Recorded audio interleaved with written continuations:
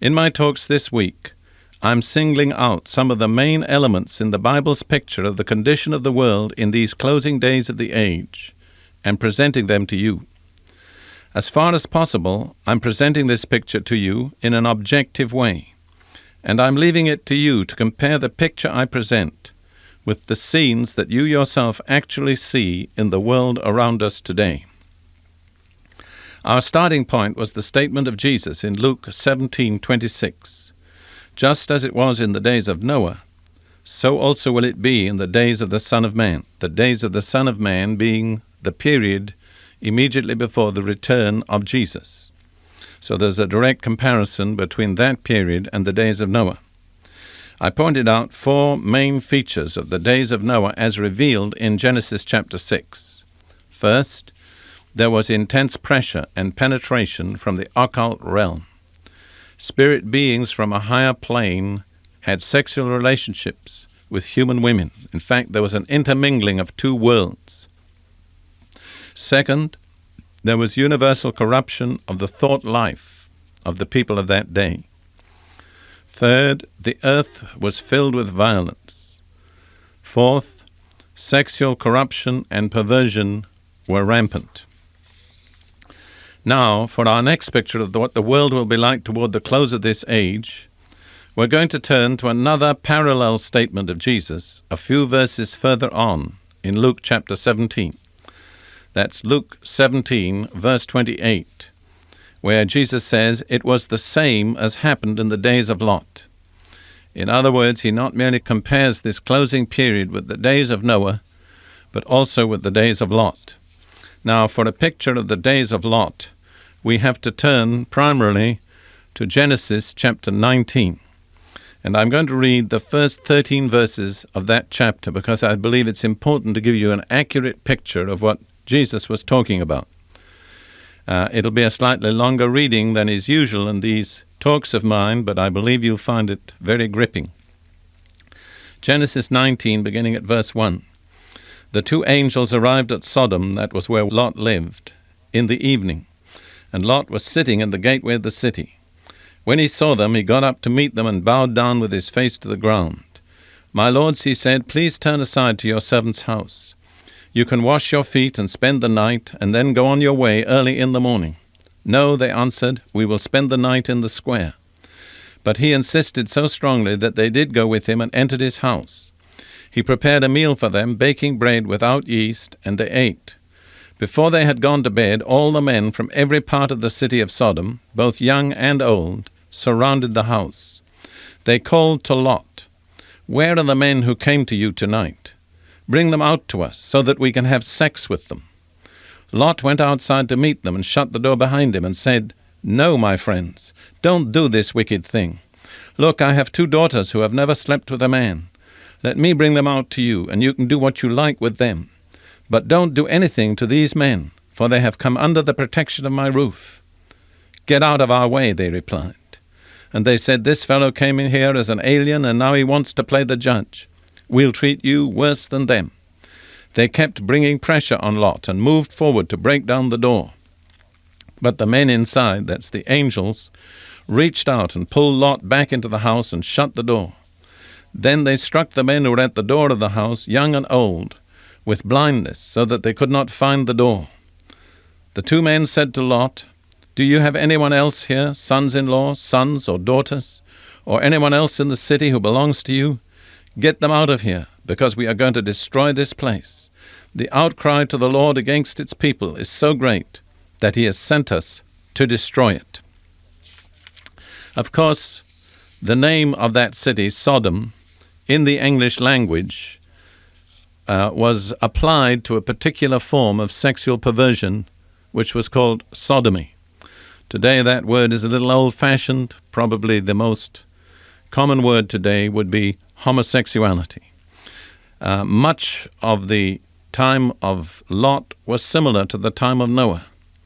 But there was this special emphasis in Lot's time, which is so clearly brought out in the passage that I've read, an emphasis on homosexuality, men desiring sexual relationships with other men. And I believe you'll agree from the account that I read, it was not just something that was practiced in secret. But this particular version of it was brazen. It came right out in the open. It made no pretense. It offered no concealment. It was not merely passive. It was aggressive. It went out for victims. It searched for them with determination and with violence. And it was prepared actually to resort to physical violence. Another thing I noticed there is that it embraced both young and old. It says all the men of the city, both young and old. This city, in its male population, was apparently totally given over to this brazen, aggressive, violent form of homosexuality. And it ignored accepted standards of behavior, because in those days, for a man to be asked to bring his guests out and to submit them to shame and degradation was the most terrible thing that could be asked of anybody. So the picture that we get is a picture of a culture or a civilization given over to this unnatural sex relationship of homosexuality, primarily amongst the men. We hear nothing particularly about the women there. It was brazen, it was aggressive, it was violent, it embraced both the young and the old, and it ignored all accepted standards of behavior. Now, with that in your mind, I invite you to consider what we see in the United States and in the so-called Western world today. I'm going to leave you to draw the comparisons. Let me say only that from my own observation, in the past 2 decades, this particular trend has increased with absolutely unbelievable rapidity. I've been speaking about the evil elements that were conspicuous in the days both of Noah and of Lot. I've emphasized various forms of evil that were rampant. However, it would be wrong for me to close this picture of the days of Noah and of Lot without also presenting to you the positive side of the picture, for there was a very real positive side in 2 main respects. First of all, let's look for a moment at what the writer of Hebrews says about Noah. In Hebrews 11:7, by faith Noah, when warned about things not yet seen, in holy fear built an ark to save his family. The feature there that I want to point out is that Noah was not left in ignorance of what was coming on the earth.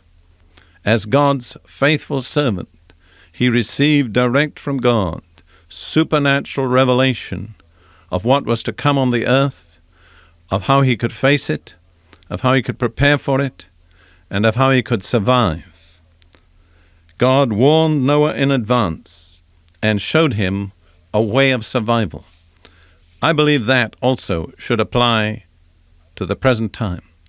I believe tremendous dangers face us, catastrophes and judgments that we cannot fully measure or ascertain. But I believe in the midst of it all, God will still warn his faithful servants and show them a way of survival. Jesus promised this to his disciples in the person of the Holy Spirit. In John 16, verse 13, he said this, "But when he, the Spirit of truth, comes, he will guide you into all truth. He will not speak on his own. He will speak only what he hears, and he will tell you what is yet to come." I believe it's very, very important. We see this is one of the ministries of the Holy Spirit to God's believing people, that he will tell us what is yet to come. Not all that is to come, but all that we need to know. All that we need to know for survival and for the fulfilling of God's purpose. The Holy Spirit will supernaturally reveal to us, just as he did to Noah. And then we've seen also that in the case of Lot, God sent angels to protect him and to deliver him. And I believe again, in these days of crisis and pressure, we can expect God in his faithfulness to do the same where it's necessary for us.